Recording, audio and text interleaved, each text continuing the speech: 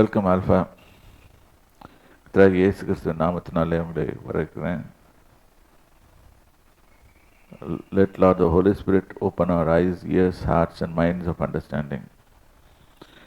வேதத்தை எழுதினது அவர் தான், ஆவியானவர் தான். அவர் ஒருத்தரால் தான் சரியாக இது பிரித்து கொடுக்க முடியும்.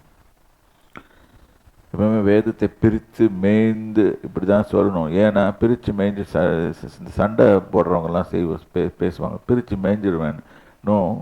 பிரித்து மேய்றதுன்னா ஒவ்வொரு வார்த்தைக்கும் அர்த்தம் கண்டுபிடிக்கிறது. நம்ம யாக்கோபோட அழைப்பை கொடுத்து பார்த்து கொண்டு வந்தோம். ஆபிரகாமின் அழைப்பு இருந்தது, ஈசாக்கின் அழைப்பு இருந்துச்சு, யாக்கோபின் அழைப்பும் தனியாக இருந்தது. அது யோசேப்புக்கும் வந்தது. அப்போ யாக்கோபு ஒவ்வொரு தகப்பன்மார்களும் தங்கள் பிள்ளைகளை ஆசீர்வதித்தார்கள். ஆகவே நாம் அங்கேருந்து ஒரு பாடம் கற்றுக்கொண்டிருக்கிறோம். ஒவ்வொரு தகப்பன்மார்களும் தங்கள் பிள்ளைகளை ஆசீர்வதிக்க வேண்டும். இன்னைக்கு I don't know what is in the world, but whether I don't know உலகத்தில் இருக்க தகப்பன்மார்கள்லாம் தங்கள் பிள்ளைகளை ஆசீர்வதிக்கிறாங்களான்னு. தி லவ் த சில்ட்ரன், ஆனால் ஆசீர்வதிக்கிறது தனி. Loving the children is different, blessing the children is different. சரி, ஒரு நல்ல காரியத்துக்காக நான் சின்ன வயசில் என்னுடைய தகப்பன்கிட்ட கேட்பேன், ஆசீர்வாதத்துக்காக எங்கே நின்று கேட்பேன். ஏனென்றால் அதை படித்து விட்டேன். ஸோ இந்த நம்ம படித்தோம். லாபான் வந்து துரத்திக்கிட்டு வர்றாரு, துரத்திட்டு வந்து யாக்கோபை பிடிக்கிறாரு. பிடிச்சி இந்த இது பார்க்கும்போது சொருபங்களை திருடி கொண்டு வந்துட்டேன் அப்படின்னு சொல்லி ஒரு குற்றச்சாட்டு வருது. அந்த குற்றச்சாட்டை வந்து அது இப்போ ராகேல் கிட்ட இருக்குது, ராகேல் மேலே இருக்குது அந்த குற்றச்சாட்டு. ஆனால் அந்த பாருங்க, ஸ்பிரிச்சுவல் வேர்ல்டில் வந்து யாக்கோபு அதை தவிர்க்கிறான், நான் செய்யலைன்னு சொல்கிறான். செய்து அப்படி யாராவது செய்திருந்தா அவன் சபிக்கப்பட்டவன் சொல்லிட்டான். அந்த மாதிரி அவர் சொல்லிட்டான்.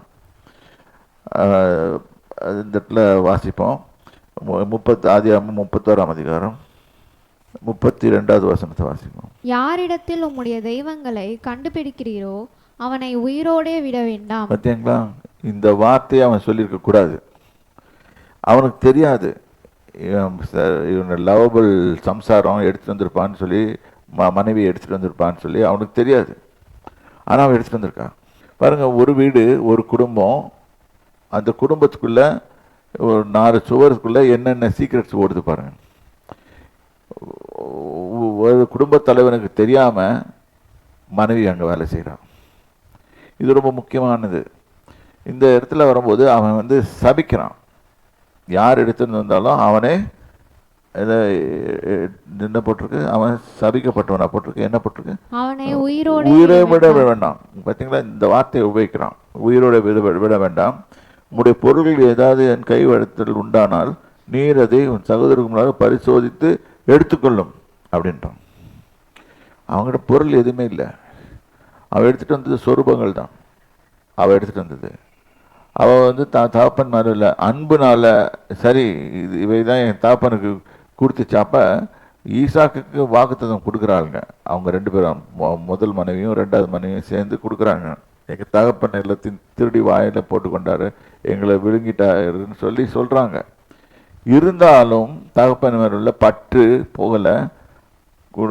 அதாவது ஒரு இது இது எப்படி இருக்குதுன்னா, தேவன் ஒரு வார்த்தை சொல்கிறாரு. திருமணம் ஆன உடனே 7 நிமிஷம் புருஷனானவன் தன் தகப்பனின் தாயையும் விட்டு மனைவியோடு இசைந்திருப்பான், அவர்கள் இருவரும் ஒரு மாம்சமாக இருப்பார்கள் என்று சொல்லியிருப்பார். இந்த வசனத்துக்குள்ளே அடங்குது. ஸோ இவன் whether he like it or not, அவன் விட்ட சாபம் வந்து அவன் மனைவி மேலே போய் இறங்கிடுச்சு. ஸோ இறங்கிட்டு இட் டேக்ஸ் டைம். எப்பவுமே எந்த ஒரு காரியமும் it takes time, it takes root. அந்த விதை, அது ஒவ்வொரு நம்ம வாயிலிருந்து புறப்படுகிற ஒவ்வொரு வார்த்தைகளும் விதைகள். அந்த விதையை விதைச்சிட்டிங்கன்னா அவைகள் வேறு ஊன்றி அது வளர்ந்து அது பெரிய செடியாகி மரமாகி வந்து நிற்கும். அதனால தான் பேசும்போது நம்ம ரொம்ப ஜாக்கிரதையாக இருக்கணும். நீதிமொழிகள் எடுத்து பார்த்தீங்கன்னா போட்டிருக்கோம், விவேகி ஆபத்தை கண்டு விலகி கொடுக்கிறான், பேதியை நெருங்க போய் தண்டிக்கப்படுகிறான்னு சொல்லிருக்கு. என்னன்னா விவேகி முன்னாலே உணர்ந்து கொள்வான், ரொம்ப பேசினா அங்கே ஆபத்து வரும் அப்படின்னு சொல்லி அவனுக்கு ரொம்ப நல்லா தெரியும். அதனால் விவேகி அதை விலைக்கு ஓடிடுறான், ரொம்ப பேச மாட்டான். ஆனால் பேதியோ ரொம்ப பேசுவான், பேசி தன் வாயில் சொல்லாலே மாட்டிக்குவான். ஸோ இந்த வசனங்கள் இருக்குது. இது தெரியாமல் அந்த புருஷனுக்கு தெரியாது தன் மனைவி எடுத்துகிட்டு வந்திருக்கான்னு. மனைவி வந்து புருஷனுக்கு மறைச்சிட்டான்.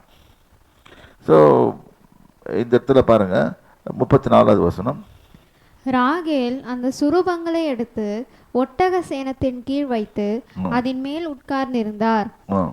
லாபான் கூடாரம் எங்கும் தடவி பார்த்தும் அவைகளை கண்டுபிடிக்கவில்லை. அவள் தன் தகப்பனை நோக்கி, என் ஆண்டவனாகிய உமக்கு முன்பாக நான் எழுந்திராததை குறித்து கோபம் கொள்ள வேண்டாம், ஸ்திரீகளுக்குள்ள வழிபாடு எனக்கு உண்டாயிருக்கிறது என்றாள். அப்படியே அவன் அந்த சுரூபங்களை தேடியும் கண்டுபிடிக்கவில்லை. இப்ப என்ன ஆயிடுச்சுன்னா, இவ இன்னும் மேனிப்புலேட் பண்றா. அந்த சமயத்தில் கூட நான் தெரியாமல் எடுத்துகிட்டு வந்துட்டேன் ஏதாவது ஒன்று சொல்லி அந்த பொருளை டிஸ்போஸ் பண்ணிருக்கலாம். ஆனால் அவன் வார்த்தையை விட்டுட்டான். யாக்கோபு அங்கே வார்த்தையை விட்டுட்டான்.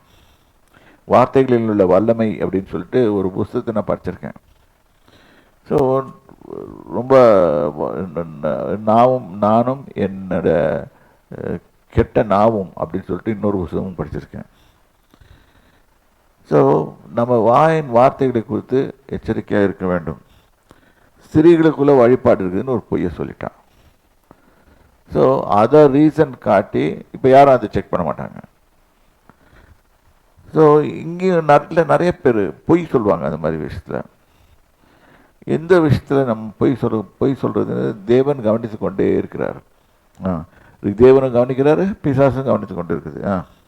அப்பொழுது யாக்கோபுக்கு கோபம் எழும்பி லாபானோடே வாக்குவாதம் பண்ணி, நீர் என்னை இவ்வளவு உக்கிரமாய் தொடர்ந்து வரும்படிக்கு நான் செய்த தப்பிதம் என்ன, நான் செய்த துரோகம் என்ன, என் தட்டு முட்டுகளை எல்லாம் தடவி பார்த்தீரே. இவனுக்கு கோவம் வந்துருச்சு. இவனுக்கு தெரியாது, அவன் பொண்டாட்டி எடுத்துட்டு வந்திருக்குது தெரியாது. ஆனா இவனுக்கு கோவம் வந்து கத்துறான். உம்முடைய வீட்டு தட்டு முட்டுகளில் எண்ணத்தை கண்டுபிடித்தீர், அதை என்னுடைய சகோதரருக்கும் உம்முடைய சகோதரருக்கும் முன்பாக இங்கே வையும், அவர்கள் எனக்கும் உமக்கும் நடு தீர்க்கட்டும். இங்கே வார்த்தைகளின் சொற்களின் மிகுதியில் பாவம் இல்லாமல் போவாது. இங்கே அவ எடுத்து வெய், ப்ரூவ் பண்றேன் அப்படின்னு சண்டை போடுறான். இது நியாயமா தெரியும். சரீர பிரகாரமாக கேட்டால் ஒரு உலக பிரகாரமாக இது நியாயமாக தெரியும். அவன் அநியாயம் செய்துட்டான், அதனால் யாக்கோபு ப்ரூவ் பண்ணி கேட்குறான் அப்படின்னு சொல்லி நம்மளுக்கு தெரியும். ஸோ இங்கே வெய்யும், அவைகள் எனக்கு முன்பாக நடுத்திருக்கட்டும் சொல்லி சொல்கிறான். அவனுக்கு இன்னமும் தெரியாது நம்ம பொண்டாட்டி மறைச்சி வச்சிருக்கிறது. சரி, again and again he hammers the thing into the wife. அந்த காரியத்தில் இருக்கலாம். இந்த 20 வருஷ காலமாய் நான் உம்மிடத்தில் இருந்தேன். 20 வருஷம் யோசனை பண்ணி பாருங்க. 20 வருஷம் இது கர்த்தர் இவனை எழுப்பலன்னு சொன்னா இவன் எழுதியிருப்பு கண்டான். ஆக்சுவலி கிட்டத்தட்ட இப்போ 21 வருஷம், 20 வருஷங்கள் 20 வருஷம் இருந்தேன். உம்முடைய செம்மறி ஆடுகளும் வெள்ளாடுகளும் சினை அழியவில்லை, உம்முடைய மந்தையின் கடாக்களை நான் தின்னவில்லை, பீருண்டதை நான் உம்மிடத்துக்கு கொண்டு வராமல் அதற்காக நான் உத்தரவாதம் கேரண்டி பண்ணேன். அதாவது இவன் பக்கத்துக்கு நியாயத்தெல்லாம் வைக்க தொடங்கிட்டாரு. பகலில் களவு போனதையும் இரவில் களவு போனதையும் என் கையில் கேட்டு வாங்கினீர். எப்படி கொடுமையா நடத்திருக்கான் பாருங்க. பகலிலே வெயிலும் இரவிலே குளிரும் என்னை பட்சித்தது, நித்திரை என் கண்களுக்கு தூரமாய் இருந்தது, இவ்விதமாய் பாடுபட்டேன். இன்னைக்கு பாடுபட்டு அவன் சேர்த்திருக்கான். he is become a multi-billionaire. So இவன் கண்டிப்பாக அவன் கோபம் வரதான் செய்யும். அவன் இழைச்சி போனவன் இல்லை. ஆனால் இவனுக்கு ஒரே ஒன்று, அவனுக்கு என்ன தெரியாது, தான் பொண்டாட்டி இருந்தது. இந்த 20 வருஷ காலம் உம்முடைய வீட்டிலே இருந்தேன். 14 வருஷம் உம்முடைய 2 குமாரத்திகளுக்காகவும் 6 வருஷம் உம்முடைய மந்தைக்காகவும் உம்மிடத்தில் சேவித்தேன். 10 முறை என் சம்பளத்தை மாற்றினீர். கிளீனாக பாயிண்ட் எல்லாம் எடுத்து வச்சிட்டான். ஒரு லாயர் மாதிரி எடுத்து வச்சிட்டான்.